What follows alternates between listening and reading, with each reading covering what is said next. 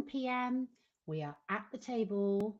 Come in, bring your seat, bring your cozy drinks, bring anything you need with you. Come into the room. The door is wide open. The table is big enough for everybody to be here. And the most awesome thing is you get to bring whatever seat you want to bring.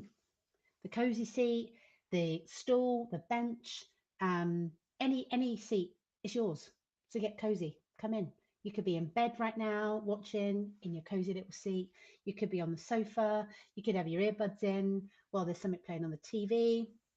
You could be watching it with somebody else, whatever. Like, you're here with me. And hopefully, we are also live on YouTube. I say that because I am using something at the moment, which, yes, this is looking good. We're live. We're live on YouTube. So the good thing is, while we're live on YouTube, and I'm figuring all this out, like it's day two. It's day two of something new. And like I said last night, if we wait for everything to be perfect, nothing will start ever. Nothing has ever started while waiting for it to be perfect. So if you're here tonight, please ask away, say hi. If you've got questions, if you've got queries, if something comes up while I'm talking, like share away. If you're watching this on replay, just talk, like come and say hi. This is a brilliant platform. And it means that I can speak with you and I can share my thoughts and I can just waffle away as a crazy woman. And you can join me and you can be wherever you are in the world, which is absolutely incredible. And also, you know, this really annoying thing. And I don't know what to do about it, right? So if you've got any tips and hints, like, you know, share. But look at the glare on these glasses. It's absolutely ridiculous. I have got some new ones coming, but it's crazy. So if you struggle with this, let me know. It's probably the setup I've got here. Day two, I'm going to play with the setup, right? So we'll find a way. But the key thing is I'm live. On top of that, I was hoping to spend some time doing my hair, doing my makeup, but it didn't happen. And that doesn't matter because what matters is what comes out of here, what I'm sharing with you, and that I'm live and that I am day two. And if you watch if you've watched Ground Zero yesterday, you'll know that I need this. This is why I've started it. Okay, there's a lot going on for me right now. There's big transitions happening, and you know what? In the life of a woman, I would say more than men. Not as a negative, not as a comparison, but in the lives of women, there is changes that we go through constantly, physically, children, relationship, like there's so many different things. Yes, guys, tell me about yours. I'm here for all of it. I'm here for all of it. I can only speak as a woman and I can only speak as I see when I see men. And trust me, I spent a lot of time working with men, so I've got an insight, but I'm not a man. That's okay, right? I get it. It's okay. um so if you are here with me tonight, thank you for joining me. I don't care, listen, whatever time you're watching, the table is here.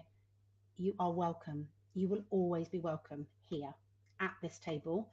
7 o'clock every single night, we will be at this table and we will be talking about different things. We will talk about, oh my God, all manner of things. So come in, get cozy, get comfy. We're going to be here for about 20 minutes, 25 minutes. So we're not here all night. You can do this, right? If you consider to yourself, oh, I don't have time for this, that's exactly why you need it. Trust me. Have a think about that. It's like when people say, oh, I don't have time to meditate. That's exactly why you need to meditate. That is exactly why it is important for you to consider what you're doing with your time. Because if you haven't got time to do a 5-minute meditation or a 10-minute meditation, you kind of need to look at things. Because sharpening your axe will lead to you chopping down more trees. There's a story there. I'll bring it in another day. Taking a step back, breathing, letting your nervous system settle, and coming out of the fight or flight and just being 100% will make everything more efficient. It might feel counterintuitive because you're constantly on the go. There's someone asking for you. You're needing to be here. You're needing to be there. Trust me. Sit still for a minute. Let things settle. your next half an hour, your next hour, the rest of your day will be so much better. Trust me on that. What have you got to lose? Just try it. So, okay, so let's get going. We are here. It is the 7 p.m. table. The seats are welcome. Your seat's welcome. There will always be a seat here. We could get to millions. We could get to thousands, hundreds of thousands, millions of people watching this, and there will always be a seat at this table for you. And feel free to bring your friends. They are all welcome. So welcome to the 7 p.m. table. You're not late. You're right on time. And I'm going to share this every single night because I think that this is not shared enough. And every time I share this, so many people go, oh my God, yes. So I want you to consider here, you've never been who you are today ever before. Never. This moment right now, you've never been in this moment ever before. You have never been the you are now in this moment ever before. Just let that settle. That's powerful, right? It's absolutely powerful. Mind open, curiosity. I want you to feel your feet. So whatever's been going on today, whatever, I've got a bit of a cold, apologies. Whatever you've got going on, I mean, this is like celebrity stuff here, tissues and everything. Whatever you've had going on today, whether it's been the kids, whether it's jobs, whether it's health, whether it's, oh my God, it could be loads of things, right? Whatever you've had going on today, what I want you to do just for a minute while we sit at this table, I want you to feel your feet, just wiggle your toes. I want you to drop your shoulders. I want you to take a nice big breath in. And I want you just to relax everything down and just feel the ground on the floor, the ground on your feet, the sofa on your bottom, the seat on your back, the coziness of where you're sat. Just take it all in, mind, body, and voice. I want you to bring it all together, connect it all. Sounds really daft, right? But sit with it for a minute. And I bet you that before you actually considered wiggling your toes, having a good breath, relaxing those shoulders, everything potentially felt a bit tight, or you felt like really up here in your head. Come on, let's bring it all together, right? Bring it all together. So tonight we're talking about almost ready is a lie. How many times do you say to yourself out loud, oh, I'm nearly ready. I'm almost ready. I'll be ready soon. It's such a big, fat lie. Because when you say you're almost ready, you're giving yourself that excuse that not yet, not yet. What is that holding you back? What is it? Like, why? Just consider, why are you holding yourself back? Why are you saying almost ready, not quite yet? Almost ready is just fear wearing productivity as a costume. Like it's like you putting a mask on, like it's the almost ready mask. If I took it off, would I be ready? You're never not gonna, like you're always gonna be ready. You just need to step in. You've got to step in. And it's really made me think of so many things that happen and so many people I work with, so many conversations that I have. It's so often that we end up in a situation where we kind of go, yeah, that's a really good idea. Maybe I'll do it one day. Or that's a really good idea. I'm not quite ready yet. Or it's a really good idea, but do you know what? Somebody like me, I just can't do that. Really? Really? Come on. Like, of course you can. And the reality here is that we make up those beliefs, we make up these stories, and it just holds us back. It stops us from doing the things that if we were to remove fear, if we were to remove comparison, bias, judgment, what other people might say, what other people might do, all of these things. The reality is you're living your life in your lane. What they're doing is up to them, and they probably don't give a monkeys about what you're doing. They probably really don't care, because reality is what they think is only what you make up, that you think they think. You might need to rewind that and come back to that, because that's a mic drop. They're not thinking what you're thinking. They're really not. And if you took the time to consider that and ask them, they'd probably tell you, I wasn't thinking that at all, or yeah, no, I would say crack on, let go for it. Or, yeah, that's a bit scary, but probably from their fear. In any moment of decision, the best thing you can do is the right thing. The next best thing is the wrong thing. And the worst thing you can do is nothing. I mean, we're here once, one life. What is it that you want to do? What is it that you're not doing that you could be doing? What is it that you're not doing that you have been longing to do for so long that you just keep putting off until you're ready? You're never going to be ready. Just do it. Just jump in, lean in. Message me. Message me and tell me what it is that you're waiting or that you just think you're not ready for. Message me. Anonymously, I'll share. And anonymously, we can work through it because you won't be the only one. Um, and this all got me thinking, right? It's day 2. Okay. So the reality is, I'm winging this. And for me to say that, even my little voice is going, don't tell them you're winging it. Don't tell them. What will they think if they know that you're winging it? Like, I really don't care. And the reason I don't care is because everybody is winging it. Everybody that is doing pretty much anything that they're doing, they're winging it at some level. Okay. Because everything is new. If you've never been the you that you are today, you're stepping into something new. You're stepping into the unknown. So there's always going to be an element of unknown. Just go with it. Like, go with it. I'm winging this because I made it up. That's how my brain works. My brain works in a way that I need to find a way to move through something, or I need to find a solution to something. And my brain almost does this beautiful thing that it goes up in the air and it considers everything. It moves it all around, almost like images, and I get visions. And then I kind of get this piecing together, and then I get this reverse engineered. Okay, that's the first step that moves on to the rest. And as soon as my brain says, oh, you've never done that before, I kind of go, and that's okay. And I'm safe. And what's the worst thing that can happen? You know, consider imposter syndrome. Let's talk about imposter syndrome actually. Almost ready is a lie because you might be also thinking, but I've got imposter syndrome. I mean, first and foremost, when did you get diagnosed with imposter syndrome? Please tell me what doctor diagnosed you with imposter syndrome. Number two negative words, imposter and syndrome. Neither of those things are going to have a positive outcome, right? It's like negative equals negative. Why would we use that? And it's funny where it came about. It came about by 2 women in, goodness me, when was it now? 1978. I think it was 1978 it came about. 2 women recognized that women were now doing things that they hadn't done before. They were doing things that were a bit different. They were pushing boundaries, and all of a sudden they felt like this imposter. I shouldn't be here. I shouldn't be doing this. I shouldn't be doing that. What if I do this? What if that goes wrong?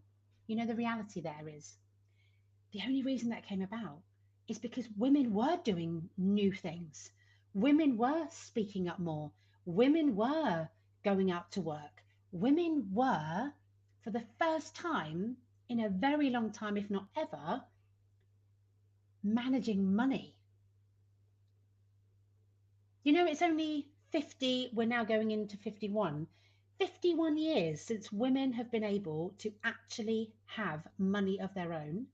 That is ridiculously, I mean, it's ridiculous, but at the same time, it's also a great context to consider, well, if we've only had money or the access to money or permission to have money for a short amount of time, is it any wonder that imposter syndrome is a thing? Because it's all new, right? It's new that we can have a bank account. It's new that we can have a credit card. It's new that we can have a mortgage without a man, without a husband. We're only 50-ish years. That's not even one woman's life. So consider that imposter syndrome, number one, shocking words, absolutely ridiculous. Never is there going to come a positive from that. But it's okay that things are new. So why have you got imposter syndrome? Message me or pop it in the comments. Like, why? What have you got imposter syndrome about? Because I guarantee you now, you have not got imposter syndrome about brushing your teeth or having a shower or shaving your legs or washing your hair or driving your car or going to the post office or doing your job, whatever your job is. Like, you haven't got imposter syndrome in all of your life. You will have imposter syndrome in one area of your life because you are doing something new. You're doing something different. You're pushing a boundary. That's okay. Let me tell you a little story about how I see imposter syndrome, and actually that I'm extremely grateful that I have imposter syndrome pop up regularly. So let's consider that we change imposter syndrome to a name. Okay, think of a name, any name right now. Think of a name, male, female, really doesn't matter. Okay, think of a name, pop it in the chat, tell me what the name is. Let's say that mine is called Bob. Okay, so my imposter syndrome, I'm now labeling as a person, and his name is Bob. And when I go to do something new, like launch the 7 p.m. table on YouTube through Riverside, which is a video platform, linking it to YouTube, going live, doing lots of new things all at the same time, even being available at 7 p.m.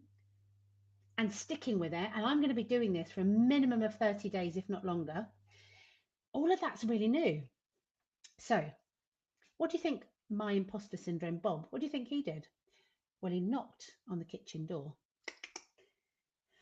I'm like, oh God, here we go. Right. I want to do the 7 p.m. table. I want to go live on YouTube. I want to do it at 7 o'clock every night. I want to create a table for awesome women, hopefully men, you can join too. I want to make sure there is a seat for every single person. I want to make sure that people feel welcome. I want to talk about stuff. And I just want to use this to talk about stuff. So Bob comes round and Bob's like, no, Jay, no. Who do you think you are? Who do you think you are? He's in my kitchen now. And he's quite like, he's a little bit agitated. Who do you think you are to be able to do this? Who do you think you are to show up live? Who do you think you are to go live on YouTube? Really? I don't think it's going to work. I think it's going to fail. I don't think you're going to stick with it. I don't think anyone's going to watch. I don't think that this is something that anyone really cares about. Honestly, I mean, he really goes off and it goes and goes and goes. And anyway, Bob pops around quite often because I like to push boundaries. I like to do new things, and I like to progress. I like to grow. I like to see what I can do. I like to challenge myself, right? So I'm like, hey, Bob, yeah, okay, thanks, right. There's a lot of hot air coming out your mouth right now. Just take a seat. I'm going to put the kettle on. Bob sits down, give him a bit of breathing space, and I go and put the kettle on. Bob's favourite hot drink is a coffee. And so I make him a coffee. And while the kettle's going and he kind of settles a bit, he settles and I settle with the hot air that he's just given me. Anyway, we sit down together and I also say to him, Bob, you can't just come down for a coffee. Like, you want a biscuit too, don't you? He's like, yeah, I'd love a biscuit. Consider who your person is, what their hot drink is or cold drink, and consider what their favourite biscuit is. Just go with me on this, right? You've got nothing to lose. Go with me. Use your beautiful imagination and just go with me. So we sit down, we both got a coffee, we got the biscuits out, and Bob's favourite biscuit, I think today, is like a chocolate digestive. Great. So he's munching away. Now, in between munching around his biscuits, he's still saying, who do you think you are? Going live on YouTube, like, nobody really wants to hear you. Nobody really cares, Jay, that you've got anything to say. But he's still eating his biscuit. And I'm like listening to these things. And now I'm starting to hear him. And I'm thinking, and I said, Bob, you're right. What if nobody watches? I don't really care. What if nobody cares about what I'm talking about? I don't care. What if I don't know how to get it going properly? That's okay. I'll work it out. Like, I'll get it wrong and then I'll fix it and then I'll learn. And at the end of it, I'll know how to go live on YouTube. I'll know how to create thumbnails. I can do all of these things. I can create the imagery on Canva. I can just make it up as I go. I get to make the rules and I'm okay. Like, I'm safe. Bob's like, oh, Jay, oh, so you're not worried? I'm like, I'm not worried. I might be a little bit worried because I might get it wrong and I might not be perfect and all that. But Bob, if I keep listening to you, like I'm never actually going to do this. And right now, the 7 p.m. table is really important to me. It's really important for my mental health. It's really important for my focus. It's really important for regulation for me. And do you know what, Bob? I think there might be some women out there that I could really help with this by default. And that's a good thing. And even if I help one woman, it's worth me feeling uncomfortable. Bob's like, wow, Jay, you seem to have this in, like, you seem to be okay with this. Yes, Bob, you don't need to worry about me. I really appreciate you popping round. I really appreciate that you're worried. And I hear that you're a bit scared because we've done things previously. And, I know that things went a bit wrong with those things or they weren't quite perfect. And, you saw me have a few tears or you saw me, not want to get out of bed or you saw me have a bit of an argument with somebody. Like, I get it, Bob. I get that you care about me. That's okay. And I appreciate you for coming round. Now, Bob's really calm because I've listened to Bob, my imposter syndrome. I've listened, I've heard his worries, and I've helped him see how I've got this. And I've also shown him that, like, I've done hard things. I can do these things. I'm okay. I'm safe, and we're going to do these. And so Bob's like, "Oh, do you know what, Jay? You're right. Like, I think you're going to be okay with this. So off you go." I'm like, "Great, Bob. Thanks for popping round. Finish up your coffee. Finish up your biscuits. You'll be round soon because I like to push boundaries and, I'm sure you'll get worried about me again." And off he pops, off he pops. So consider, consider this: scrap, delete, erase the words imposter syndrome and replace it with a name: Frankie, Bobby, Sam, Bert, Fran, Mildred. I don't know where that came from. Whatever the name. And create this imagination, use your imagination and create the visual and think about imposter syndrome only ever shows up when you're doing something that's different or new or a little bit scary. Imposter syndrome does not show up when you brush your teeth. It does not show up when you get dressed. It does not show up when you shower. Okay? Please. And tell me the doctor that diagnosed you with imposter syndrome. Really? Let's put these things into context. Let's really own that actually that's a big fat excuse for you to push something away and go, "I've got imposter syndrome, I can't do it. No, no, no, that's my label. I can't do it. I've had it. No, I can't do it." Come on. Imposter syndrome is just guidance. That's all it is. I want you to consider that. And let me know what your thoughts are. Because if you want to call me out on that and you want to have a debate and a discussion around that, we can 100% do that. The minute I turned what I perceived imposter syndrome into just a very caring Bob that wants to come round and make sure I'm okay, and that I could show Bob that I've got this and this is going to be okay, everything changed for me. It sped up my movement, it sped up my action, it sped up me getting stuff done. It made things so much quicker to realize I shouldn't be here, I don't want to be here, I'm out.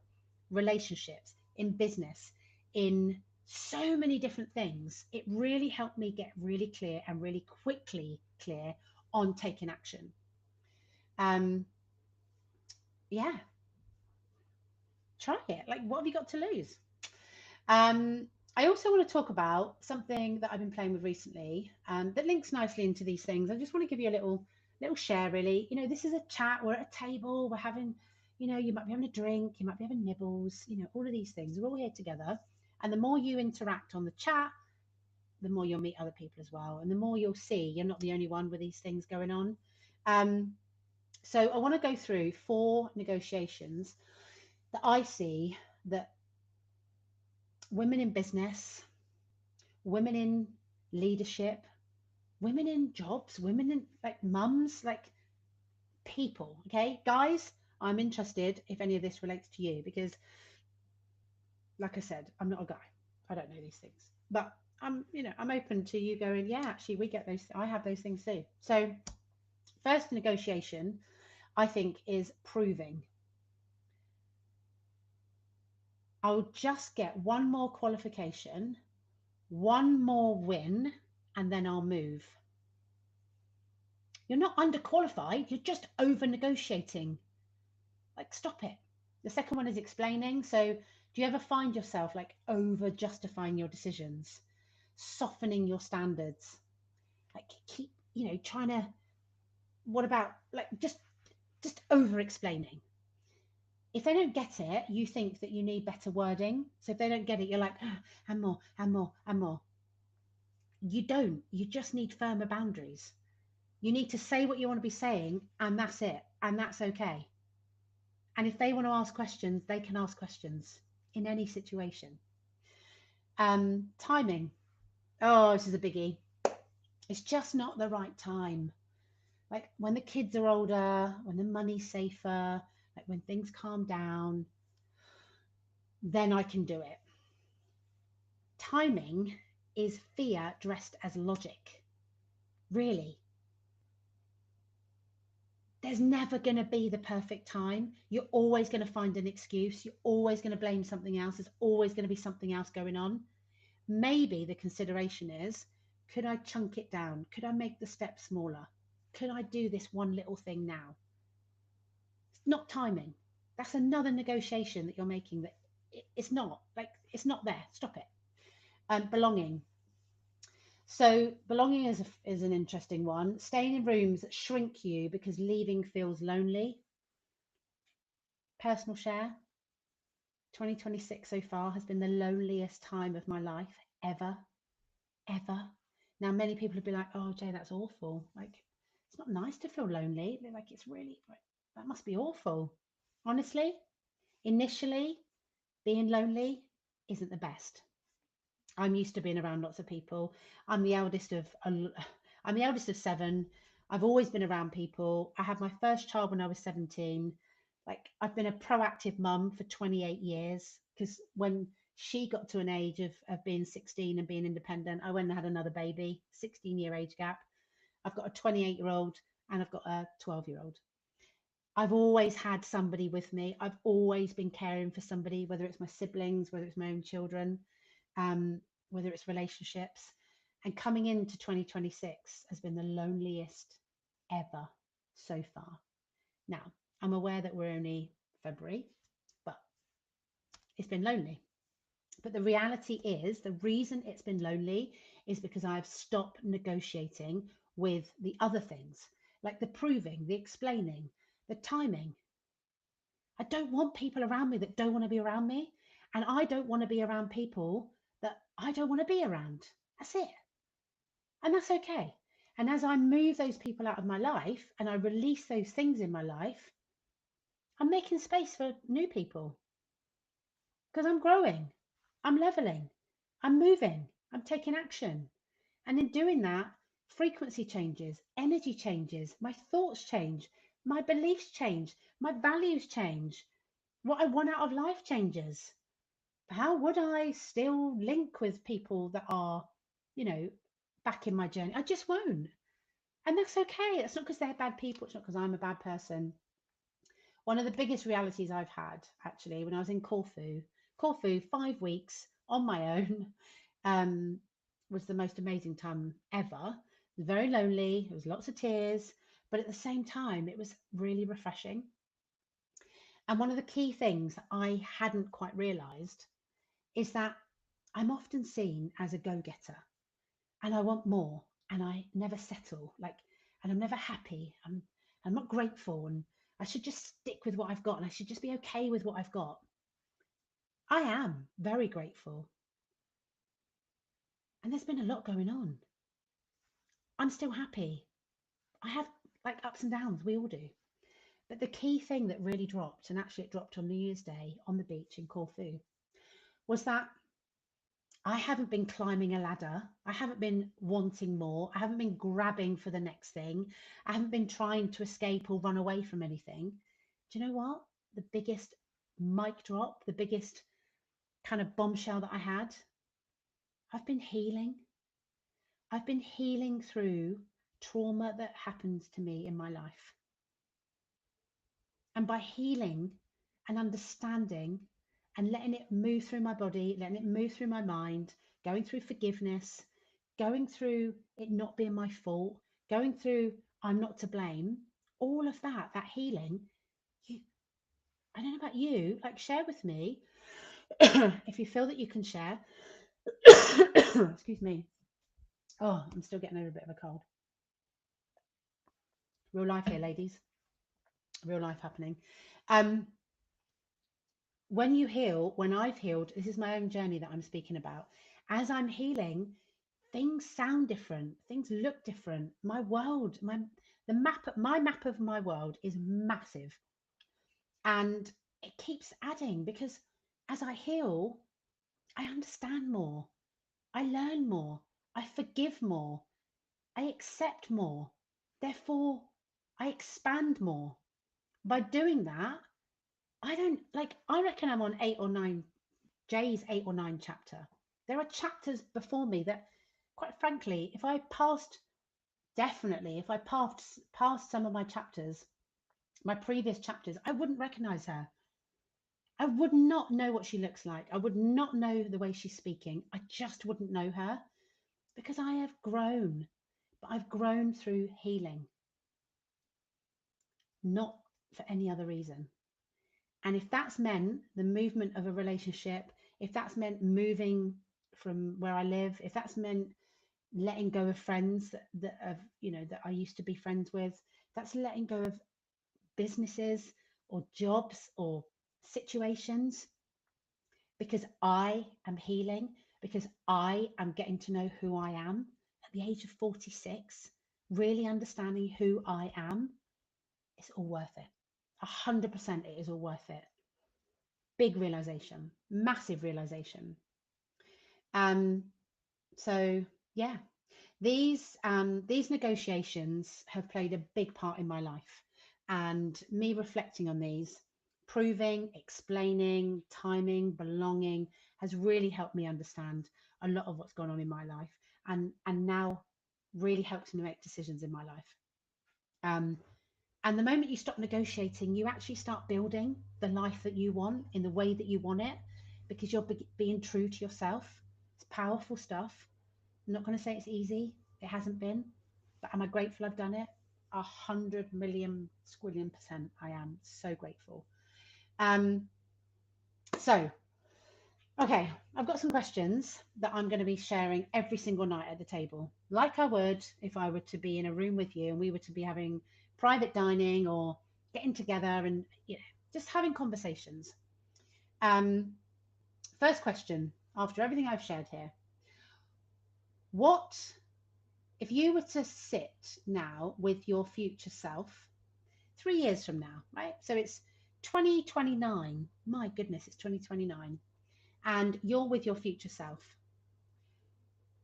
What is she really proud of you for what you've done in the 3 years, in those 3 years, between now and then? 3 years from now. What is she looking back now? So imagine 3 years forward, 2029. She's there, you're there, it's you, it's your future self. What are you really proud of yourself for having achieved or having done or having moved through or having let go of or having welcomed in? And the second question is, you're sat with your younger self, okay? She's 7, she's 8. What, right now, if she was sat with you, what does she really need right now? What does she need from you? What is she asking you for? What is she saying? What is she sensing? What is she feeling? What does she need? And then, number 3, you are who you are today. You've never been who you are today. Right? We all agree with that. Even in these 25, 30 minutes that you've spent with me, you've never been who you are today. And now maybe some of the stuff I've just shared with you are taken on board and you're considering. So if we were to consider you as you are today, whatever age you are, where you are right now in life, what do you need to say to yourself? What do you really need to own? What do you need to give yourself? Just consider that. I'd love to open for questions. We don't have any because it's only day 2, which is really exciting. So please send in your questions. Please send in things you want me to talk about. I'll make sure they're all anonymous, um, but please send them in, because we can work it through. We can talk it through, and I can share with you. Um, and who knows? I can share, and it could make sense, and you can get something from it. Somebody else might go, "Oh my God, I didn't even know that I needed that. Thank you. That's amazing." So yeah, send them in. You can either pop them in the chat on here, you can message me directly, you can join the community, and you can come and share in the community, visit the community on my YouTube page, whatever works for you. So let's round up, okay? Grateful for you being at the table for half an hour this evening. Couple of questions. What are you still negotiating?